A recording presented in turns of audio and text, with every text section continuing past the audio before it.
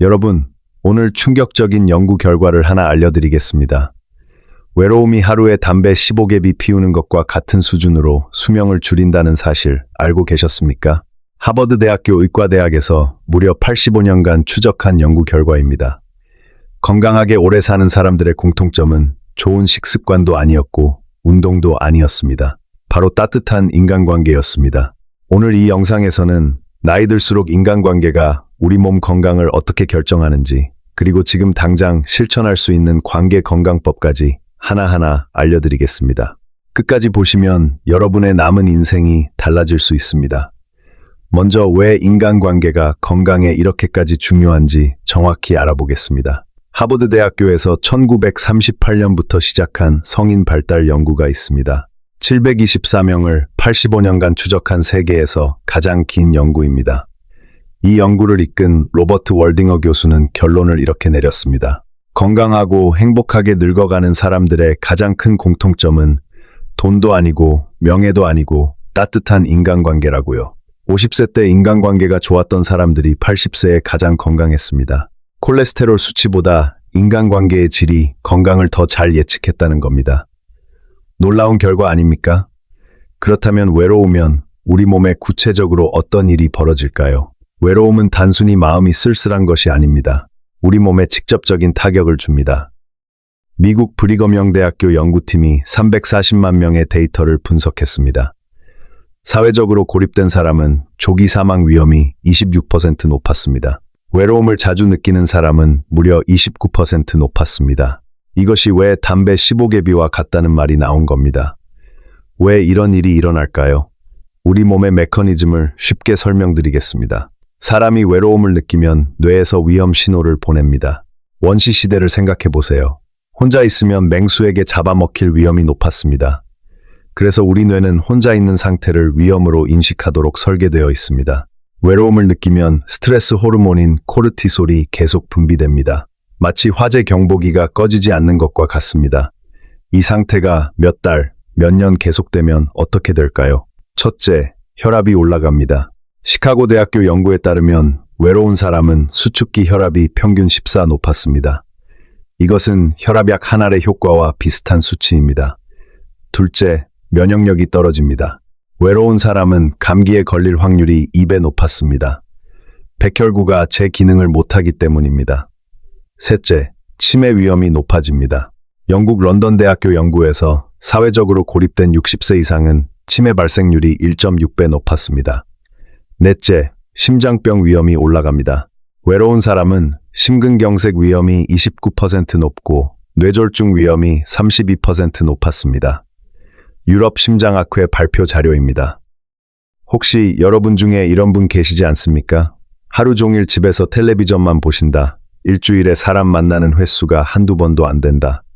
전화 통화도 거의 안 한다.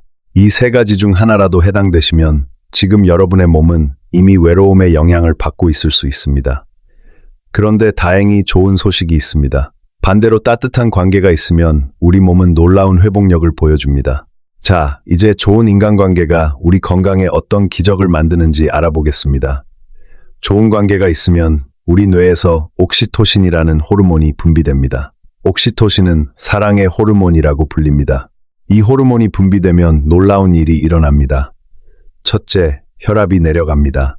노스캐롤라이나 대학교 연구에서 배우자와 20초간 포옹을 한 그룹은 혈압이 의미 있게 낮아졌습니다. 포옹 한 번이 혈압약 한 알과 비슷한 효과를 낸 겁니다.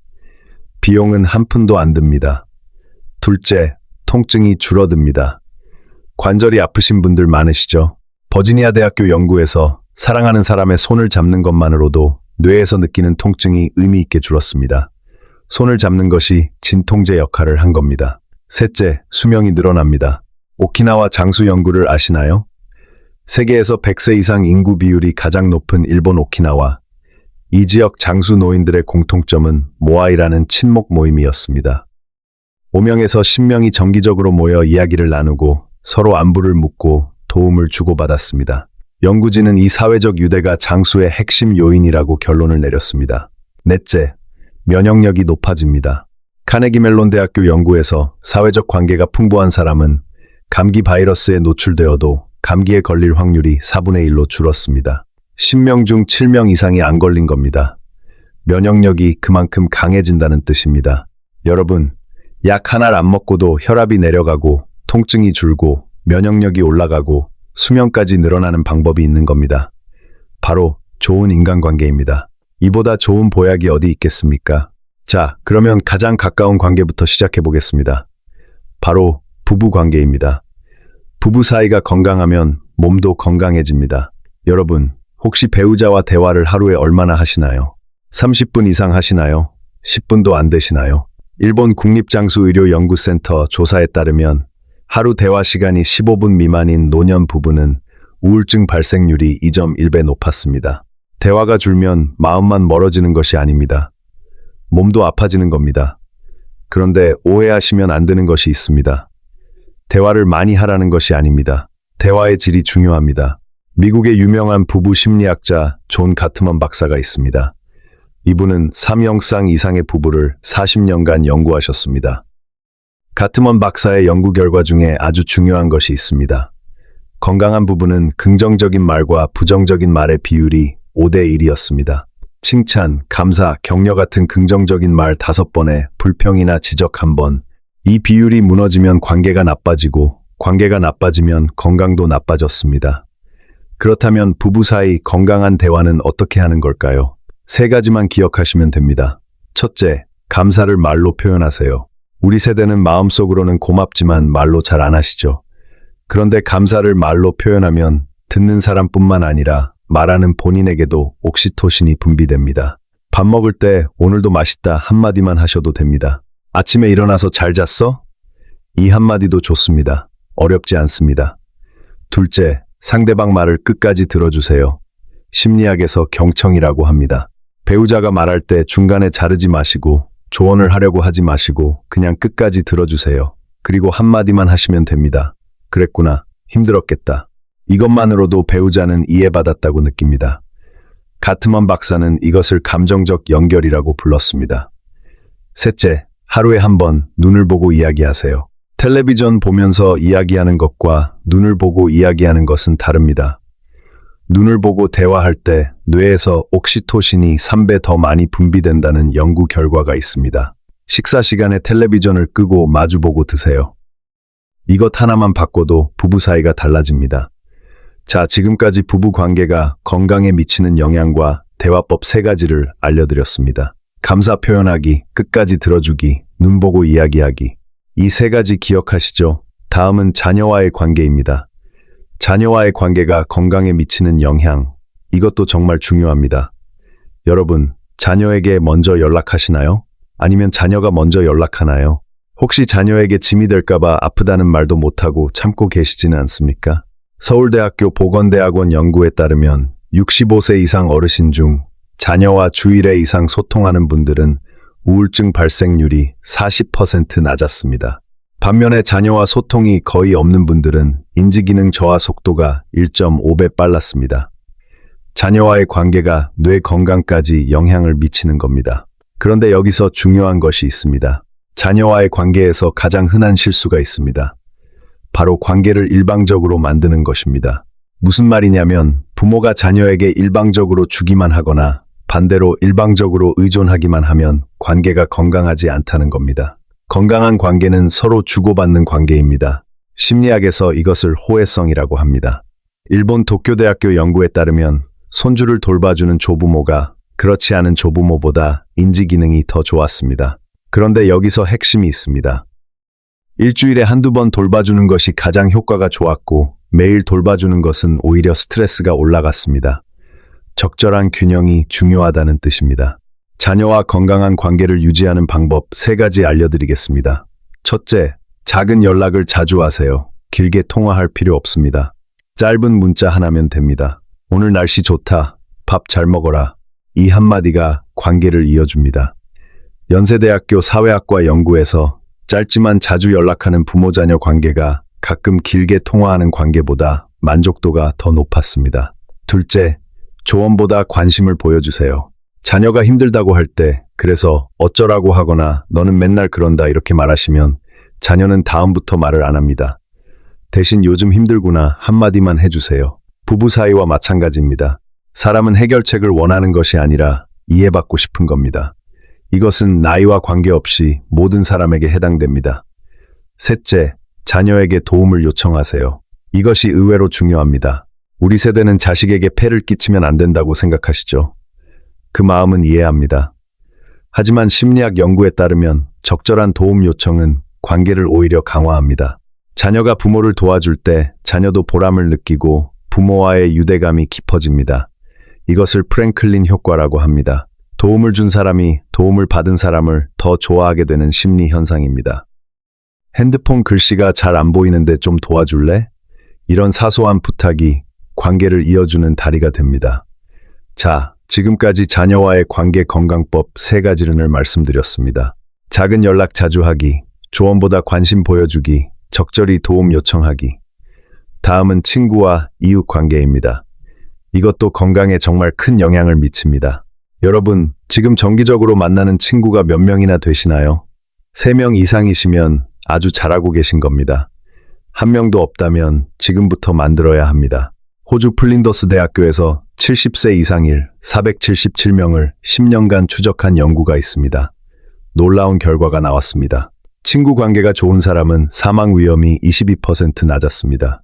그런데 더 놀라운 것은 이 효과가 자녀와의 관계보다 더 컸다는 겁니다.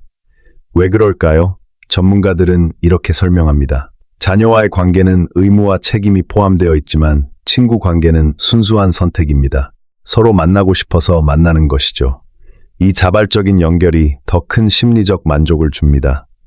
또한 같은 세대의 친구는 서로의 상황을 깊이 이해할 수 있습니다. 우리 젊었을 때 말이야 하면서 공감할 수 있는 사람이 있다는 것, 이것이 얼마나 큰 힘이 되는지 모릅니다. 그런데 은퇴하면 친구 관계가 줄어드는 분들이 많습니다. 질병관리청 통계에 따르면 65세 이상 어르신 중 사회활동을 거의 안 하시는 분이 전체의 38%였습니다. 10명 중 거의 4명이 사회적으로 고립되어 있다는 뜻입니다. 그렇다면 어떻게 해야 할까요? 친구와 이웃 관계를 건강하게 유지하는 방법 3가지 알려드리겠습니다. 첫째, 정기적인 모임을 만드세요. 매주 같은 요일, 같은 시간에 만나는 것이 중요합니다. 오키나와의 모아이처럼 말입니다. 등산 모임이든 바둑 모임이든 걷기 모임이든 상관없습니다. 핵심은 정기적이라는 것입니다. 불규칙한 만남은 결국 흐지부지 됩니다. 매주 화요일 아침 9시에 공원에서 만나자. 이렇게 구체적으로 정하세요. 둘째, 새로운 사람을 만나보세요. 주민센터나 복지관에서 하는 프로그램에 참여해보세요. 서울대학교 노인연구팀에 따르면 새로운 사회활동을 시작한 65세 이상 어르신은 인지기능이 향상되었고 우울 증상도 감소했습니다. 새로운 관계는 뇌에 새로운 자극을 줍니다. 마치 뇌 운동을 하는 것과 같습니다. 셋째, 이웃에게 먼저 인사하세요. 이것이 가장 쉽고 가장 효과적인 방법입니다. 미국 갤럽 연구에서 이웃과 인사를 나누는 사람은 행복감이 26% 높았고 외로움을 느끼는 빈도가 절반으로 줄었습니다. 엘리베이터에서 만나면 안녕하세요 한마디, 산책하다 마주치면 날씨 좋죠 한마디. 이 작은 인사가 관계의 시작입니다. 돈 한 푼 안 듭니다. 자, 지금까지 친구와 이웃 관계 건강법 3가지를 말씀드렸습니다. 정기 모임 만들기, 새로운 활동 참여하기, 이웃에게 먼저 인사하기. 이 3가지만 실천하셔도 여러분의 건강이 달라집니다. 자, 이제 마지막으로 가장 중요한 이야기를 해드리겠습니다. 관계에서 갈등이 생겼을 때 어떻게 해야 건강을 지킬 수 있는지 알아보겠습니다. 인간관계에서 갈등은 자연스러운 겁니다. 갈등이 없는 관계는 오히려 건강하지 않습니다. 문제는 갈등 자체가 아니라 갈등을 다루는 방식입니다. 오하이오 주립대학교에서 놀라운 연구를 했습니다. 부부에게 작은 상처를 내고 치유 속도를 관찰했습니다. 부부 사이가 좋은 경우 상처가 이틀 만에 나았습니다. 그런데 부부 사이에 갈등이 있는 경우 같은 상처가 나으는데 하루가 더 걸렸습니다. 관계의 질이 상처 치유 속도에까지 영향을 미친 겁니다. 면역 기능이 관계의 질에 따라 달라진다는 증거입니다. 갈등을 건강하게 해결하는 방법 3가지 알려드리겠습니다. 첫째, 화가 났을 때 6초만 참으세요. 왜 6초일까요? 뇌과학에서 분노의 화학 물질이 뇌를 지배하는 시간이 약 6초입니다. 6초만 지나면 이성적인 판단이 돌아옵니다. 화가 나면 마음속으로 하나, 둘, 셋, 넷, 다섯, 여섯 세어보세요. 6초 후에 말하면 후회할 말을 줄일 수 있습니다. 둘째, 나 전달법을 사용하세요. 이것은 심리학에서 검증된 대화 기법입니다. 상대방을 비난하는 대신 내 감정을 전달하는 것입니다. 예를 들어, 당신은 왜 맨날 약속을 안 지켜? 이렇게 말하면 상대방은 방어적이 됩니다. 대신 약속이 안 지켜지면 나는 서운해. 이렇게 내 감정을 말하는 겁니다. 가트먼 박사 연구에서 나 전달법을 사용한 부부는 갈등 해결률이 2배 높았습니다. 셋째, 사과할 때는 구체적으로 하세요. 그냥 미안해가 아니라 내가 그때 그 말을 해서 네 마음이 많이 아팠을 거야. 정말 미안해. 이렇게 구체적으로 사과하는 것이 효과적입니다. 구체적인 사과는 상대방에게 이 사람이 정말 이해했구나 라는 느낌을 줍니다. 워털루 대학교 연구에서 구체적인 사과는 관계 회복률이 3배 높았습니다. 자, 갈등 해결법 3가지를 정리해드렸습니다. 6초 참기, 나 전달법 사용하기, 구체적으로 사과하기. 이 3가지만 기억하세요. 이제 오늘 말씀드린 모든 내용을 정리해드리겠습니다. 오늘 우리는 나이 들수록 인간관계가 건강을 결정한다는 사실을 알아봤습니다. 첫째, 외로움은 담배 15개비만큼 위험합니다. 혈압, 면역력, 치매, 심장병 모두에 영향을 미칩니다. 둘째, 좋은 관계는 약보다 낫습니다. 포옹 한 번이 혈압을 낮추고 손잡기가 통증을 줄이고 친구 관계가 수명을 늘립니다. 셋째, 부부 사이 건강한 대화법 3가지. 감사를 말로 표현하기, 끝까지 들어주기, 눈 보고 이야기하기. 넷째, 자녀와의 관계 건강법 3가지. 작은 연락 자주 하기, 조언보다 관심 보여주기, 적절히 도움 요청하기. 다섯째, 친구와 이웃관계 건강법 3가지. 정기 모임 만들기, 새로운 활동 참여하기, 이웃에게 먼저 인사하기. 여섯째, 갈등 해결법 3가지. 6초 참기, 나 전달법 사용하기, 구체적으로 사과하기. 여러분, 가장 기억하셔야 할 것은 딱 하나입니다. 지금 당장 가까운 사람에게 연락하세요. 전화 한 통, 문자 한 줄이면 됩니다. 그 작은 연결이 여러분의 혈압을 낮추고 면역력을 높이고 치매를 예방하고 수명을 늘려줍니다. 돈 한 푼 안 드는 최고의 건강법입니다. 우리 세대는 자식 키우느라, 일하느라 내 건강 돌볼 시간도 없으셨죠. 정말 고생 많으셨습니다. 이제 우리 차례입니다. 남은 인생을 건강하고 따뜻한 관계 속에서 보내시길 바랍니다. 손주들과 오래오래 함께 웃으시길 바랍니다. 오늘 영상이 도움이 되셨다면 좋아요와 구독 부탁드립니다. 여러분의 건강한 모습이 가족에게 가장 큰 선물입니다. 주변에 혼자 계신 분이 떠오르셨다면 이 영상을 공유해주세요. 그분에게 큰 힘이 될 겁니다. 우리 모두 건강한 관계 속에서 건강한 하루 보내시길 바랍니다. 감사합니다.